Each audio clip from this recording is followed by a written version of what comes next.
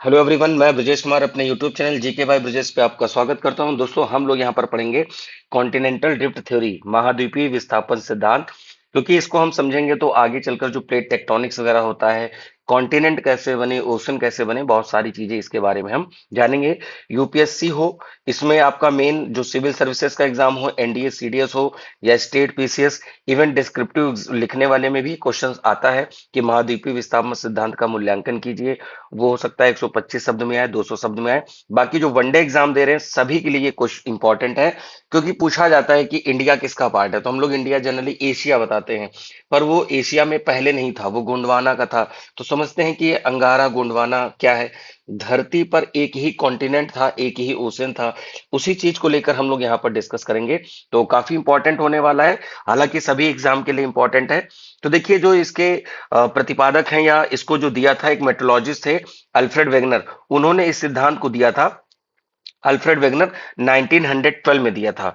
तो इनका जो एम था कि जो ग्लोबल लेवल पर जो क्लाइमेटिक चेंजेस हुए या जो फॉसिल्स में चेंजेस आए, माउंटेन्स जो बने, उनके बारे में इनको जानकारी इकट्ठा करनी थी। तो जो सभी बिखरे हुए कॉन्टिनेंट आज हैं, वो पूरा एक सुपर कॉन्टिनेंट यानी एक महाद्वीप हुआ करता था। और वो आपस में जब सारे कॉन्टिनेंट जुड़े थे, पेंजिया। अभी आपको हम फिगर के माध्यम से भी दिखाएंगे। देखिए, यहाँ स्लाइड में सब कुछ है, और वो अभी हम आपके सामने सारी चीज डिस्कस करने वाले हैं, और पूरा आपके एग्जाम के लिए बहुत जरूरी है। तो यहां पर हमने बताया कि भाई थ्योरी को दिया किसने, अल्फ्रेड वेगनर। सबसे पहला क्वेश्चन कब दिया, 1912 में था। ठीक है, कहाँ के थे ये, तो ये जर्मनी से बिलोंग करते थे। क्लियर, ये बात पता चली।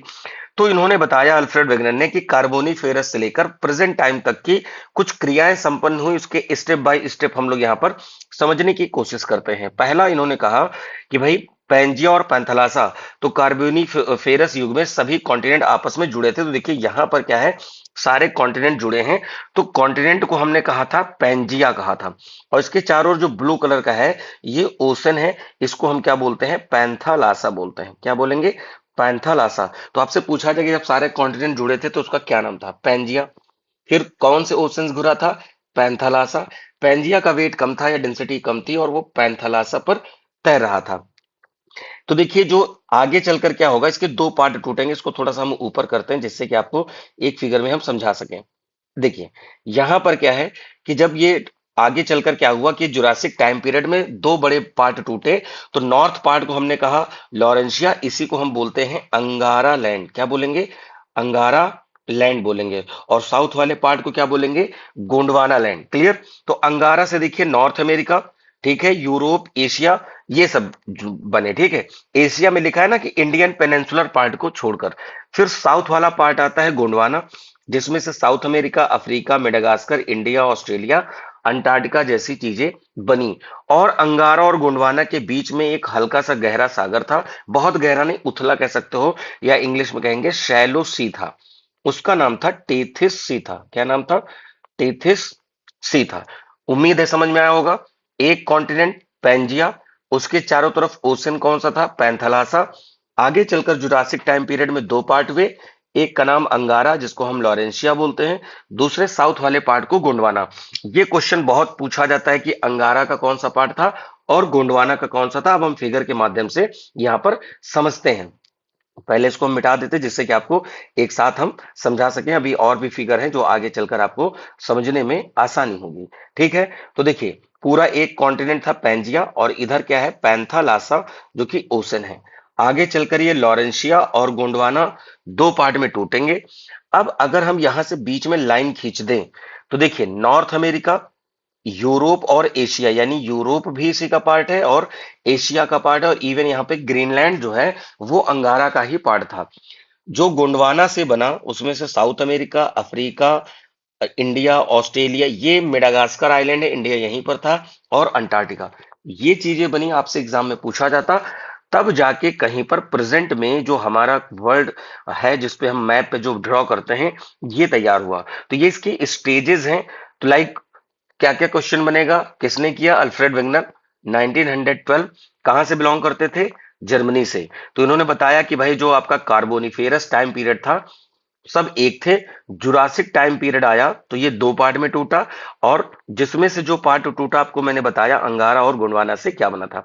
अब एक स्लाइड यहां पर ये देख लीजिए, ये पूरा पृथ्वी का अलग अलग स्टेजेस है। देखिए टाइम पीरियड भी दिया हुआ है, अगर आप चाहें तो आप इसका टाइम पीरियड भी देख सकते हैं।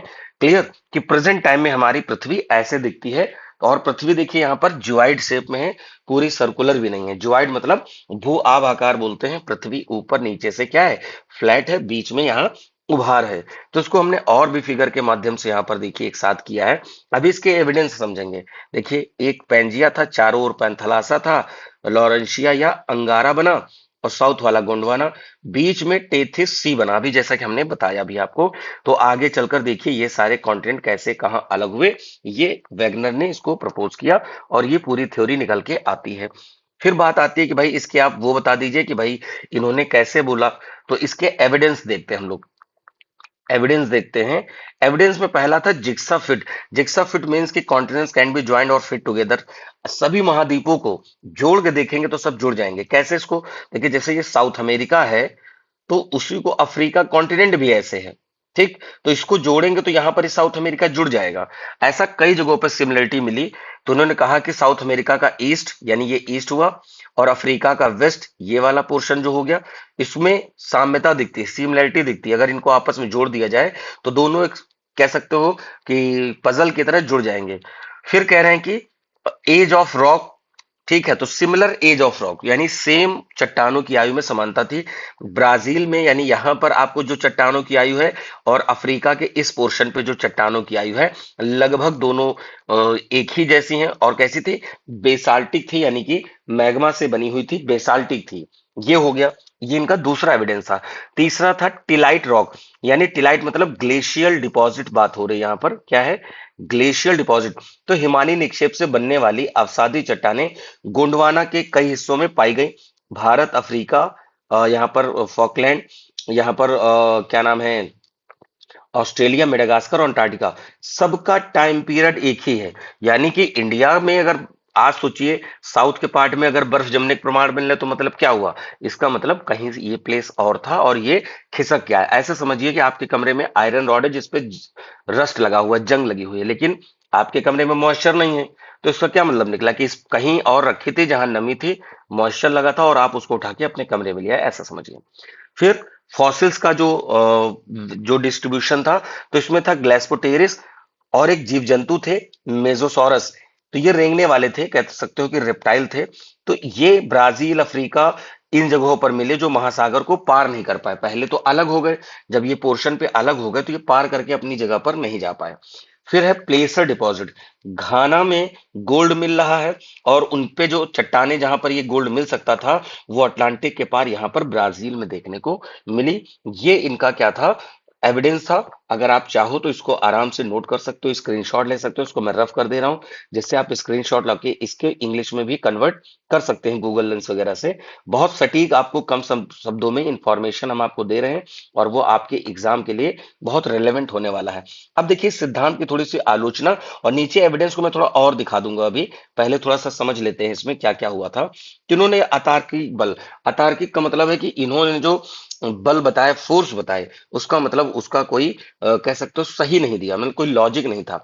वेगनर ने कहा कि सूर्य और चंद्रमा यानी मून और सन की टाइडल फोर्स की वजह से, कह रहे टाइडल फोर्स से पूरे कॉन्टिनेंट खिसक गए। चलिए मान लेते हैं, लेकिन अगर इतना ही बल है तो आजकल के छोटे छोटे आइलैंड ही खिसक जाएं, वो क्यों नहीं खिसक पा रहे हैं। तो इन्होंने जो बल माना वो अत्यंत कमजोर है। उन्होंने कहा कि ज्वारी बल महाद्वीपों को खिसकाने में सक्षम होता तो पृथ्वी का क्या होता है, रोटेशन ही रुक जाता। ऐसा इन्होंने मतलब क्या है कि इन्होंने जब बताया तो ये क्या हुआ, ये फेल कर गए। दूसरा एक विरोधाभासी इनका विचार था कि सियाल महाद्वीप बिना घर्षण के सीमा पर तैर रहा है, परंतु पर्वतों के निर्माण के समझने के लिए सीमा के सियाल मार्ग में रुकावट डाली। अगर देखिए पर्वत तभी बनेंगे जब दो चीजें आपस में आके रुके। अब जैसे इंडिया का है, मैं नीचे दिखा देता हूं इंडिया वाला सीन, तो आपको शायद ज्यादा समझ में आए। यहाँ पर ये देखिए, यहां पर क्या है, इंडिया साउथ में, तो इंडिया खिसक के ऊपर आया। जब तक इंडिया ये रुका नहीं होता तो हिमालय कैसे बनता। तो ये इंडिया कहीं और था, ये इंडिया की एजेस लिखी हुई हैं, और यहाँ पर एक साथ में देखिए पूरा मैंने यहाँ पर आपके लिए दे रखा है। आप इसको पीडीएफ हमारे Telegram group GK by Brajesh sir से वहां पे डाउनलोड कर सकते हैं। मैं लिख दे रहा हूँ, नीचे लिंक भी डाल देंगे, जीके बाय ब्रजेश सर। तो वहां से आप क्या कर सकते हैं कि आप डाउनलोड कर सकते हैं, पूरी इंफॉर्मेशन मिल जाएगी आपको। क्लियर। तो अभी पहले हम यहाँ पर बात कर लेते हैं कि अब यहाँ पर जो प्लेट टेक्टोनिक थ्योरी है, इससे आगे चलकर क्या परिणाम निकला, क्योंकि इन्होंने जो बताया वो तो रिस्पॉन्सिबल फोर्सेस गलत थे। इनका कॉन्सेप्ट सही था कि कॉन्टिनेंट एक जगह थे, पर जो बल बताए वो सही नहीं थे। अब यानी कि जो आगे चलकर थ्योरी आएंगी उसमें सही होगा। तो कह रहे हैं वेगनर के द्वारा जो गतिशीलता के बल गलत प्रमाणित हुए, परंतु उनका विचार कि महाद्वीप गतिमान है ये अक्षुण रहा, मतलब कि हाँ ये बात सही थी। 1960 में प्लेट टेक्टोनिक थ्योरी आई और सी फ्लोर स्पीडिंग जो हैरी हेस ने दिया था, तो इस सिद्धांत की कमियों को दूर किया। यानी कौन सी कमियां, जो उन्होंने फोर्सेस बताए थे। और वैज्ञानिक रूप से प्रमाणिक है कि महाद्वीप स्वतंत्र रूप से नहीं तैरते, बल्कि प्लेटों के सहारे चलते हैं। और प्लेट मूव करती है, तो प्लेट कौन है, प्लेट जो मूव करती है वो कन्वेक्शन करंट, ऐसे समझिए ये हमारी प्लेट्स हैं। धरती के ऊपर लिथोस्फीयर है, ये प्लेट है। तो नीचे क्या करता है, जब मैग्मा उठता है तो ये इसको इधर ले जाएगा, ये इसको इधर ले जाएगा। तो इसी तरह और भी जगह होता है। ऐसे समझिए आपने किसी बर्तन में दूध रखा है, शुरुआत में क्या होगा कि ये ठंडा रहता है तो शांत रहता है। जब आपने इसको टेम्परेचर दिया और आपने ऊपर ढक्कन लगा दिया, तो ये जब ऊपर उठ के जाएगा तो इस प्लेट को इधर उधर खिसका देता है। तो उसी तरह सोचिए कि मैग्मा ऊपर गया और प्लेटों को इधर उधर क्या किया, खिसका दिया। इसी तरीके से सी फ्लोर स्पीडिंग, जब ये कॉन्टिनेंट्स दूर जाएंगे तो बीच में जब गैप हो जाएगा तो क्या बन जाएंगे, ओशन बन जाएंगे। यानी ओशन की सरफेस नहीं होती है, कॉन्टिनेंट्स की पुरानी होती है। मैं एक बार लिख दे रहा हूं, अगर ओशनिक सरफेस की बात करें तो ये न्यू क्रस्ट होती है। और अगर कॉन्टिनेंटल क्रस्ट की बात करें तो कॉन्टिनेंटल क्रस्ट कैसी होती है, कॉन्टिनेंटल क्रस्ट ओल्ड होती है। बहुत पूछा जाने वाला क्वेश्चन है ये, एनडीए हो, सीडीएस हो, पीसीएस एग्जाम हो, सभी जगहों पे ऐसी चीजें पूछी गई, इवन वनडे एग्जाम में भी पूछी जाती हैं। एक बार जरा इनके जो एविडेंस है इसका फिर से एनालिसिस कर लेते हैं कि इन्होंने कहा कि भाई फिजिकल अपीयरेंस सेम है ना। बोटेनिकल एविडेंस यानी पेड़ पौधे जो हैं वो दूर होते हुए भी एक ही प्रजाति के मिले। प्लेसर डिपॉजिट्स, प्लेसर में था क्या, मिनरल्स, गोल्ड वाला। टिलाइट मतलब ग्लेशियल डिपॉजिट। तो जो लोग इंग्लिश में एविडेंस लिख सकते हैं, पोलर वॉन्डरिंग, यानी पोल्स जो है अपनी जगह पर नहीं थे, पोल्स इधर उधर खिसक गए, है ना। पोल क्योंकि एक जगह थे ही नहीं। फिर डिस्ट्रीब्यूशन ऑफ फॉसिल्स, अलग अलग कॉन्टिनेंट में फॉसिल्स। अब मान लीजिए 100 घोड़े थे, वो दोनों बीच से कट गए, जमीन, आधे घोड़े अलग चले गए, आधे अलग। तो कल को स्टडी होगी तो घोड़े का स्ट्रक्चर हाथी में नहीं कन्वर्ट होगा, वो उसी का मिलेगा। तो इस तरीके से आप समझ सकते हो। रॉक सेम है, कॉन्टिनेंट्स दूर हैं पर उनमें ये रॉक सेम है, बेसाल्टिक चीजें मिली हैं। यहाँ पर देखिए कुछ मेसोसॉरस और उनकी सब कुछ चीज को हम दिखा देते हैं। यहाँ पर समझिए, देखिए यहाँ पर क्या है, लेस्टरोसॉरस है। यहाँ पर आपको देखने को मिल रहा है गाइनको क्या है, साइनोगैनेथस इसका नाम था, ये मेसोसॉरस है। ये कह रहे हैं ना देखिए यहाँ पर सिमिलरिटी है, यहाँ सिमिलरिटी है, यहाँ सिमिलरिटी है, और ये पूरे कॉन्टिनेंट पे ऐसी सिमिलरिटीज देखने को मिली हैं। ये ग्लेस्पोटेरिस है, तो ग्लेस्पोटेरिस यहाँ से लेकर यहाँ तक क्या है, समानता मिली। अगर क्लाइमेट चेंज होता तो बहुत बार चेंज होता। तो ऐसा एविडेंस क्या जो इन्होंने बताया वो गलत था, पर जो बताया कि कॉन्टिनेंट्स एक जगह थे वो पूरी बात सही है।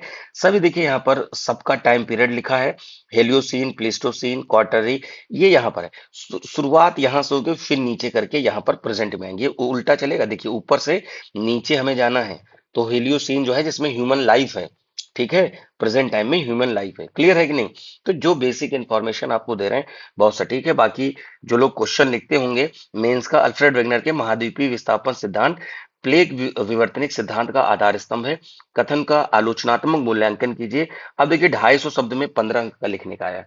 तो ऐसे करके कहीं पर भी हो सकता है कि पीसीएस दोगे तो आपको क्या आएगा, आपका 200 शब्द में आएगा, वो 12 नंबर का रहता है। तो वो अलग एग्जाम के हिसाब से आप सोच सकते हो, बट ये जो हमने थ्योरी आपको बताई वो आपके यूपीएससी, यूपीपीसीएस, एनडीए, सीडीएस सभी जगहों पर ये थ्योरी रेलेवेंट है। और इसकी पीडीएफ हम अपने टेलीग्राम ग्रुप पे शेयर कर देंगे, और आप टेलीग्राम ग्रुप ज्वाइन कर लीजिएगा, GK by Brajesh sir, GK by Brajesh sir. नीचे हम व्हाट्सएप की लिंक भी दे देंगे, जिससे कि वहां पर आपको पीडीएफ वगैरह मिल जाएंगी। इवन टेलीग्राम पे सबसे पहले मिलेंगी, आप वहां पे भी जुड़िएगा तो कुछ करंट की चीजें, कुछ जीएस की चीजें, वो सब हम आपके साथ क्या करेंगे, अपडेट करते रहेंगे। हमने कई वीडियो डाले हैं, माउंटेन्स है, हिमालय हुआ, ओशन हुआ, इंटरनेशनल बाउंड्री हुई, इलेक्शन कमीशन हुआ, है ना, करंट में न्यू सीडीएस हमने बताया है, नेवल चीफ बताया है आपसे, नीति आयोग के अध्यक्ष के बारे में, सॉरी, उपाध्यक्ष के बारे में हमने आपसे शेयर किया, प्रेस फ्रीडम इंडेक्स शेयर किया। तो सभी चीजें जो हैं, करंट हो या फिर पॉलिटी हो, ज्योग्राफी हो, इवन हिस्ट्री की भी चीजें आपको मिलने लगेंगी। तो सब पे इसी तरह की हम चीजों को डिस्कस करते रहेंगे। तो please do subscribe the channel GK by Brajesh, और ऐसे ही वीडियो के लिए फॉलो कर लीजिए, टेलीग्राम से जुड़ जाइए। मिलते हैं अपने नए वीडियो में नई चीजों के साथ। तब तक के लिए नमस्कार, थैंक यू।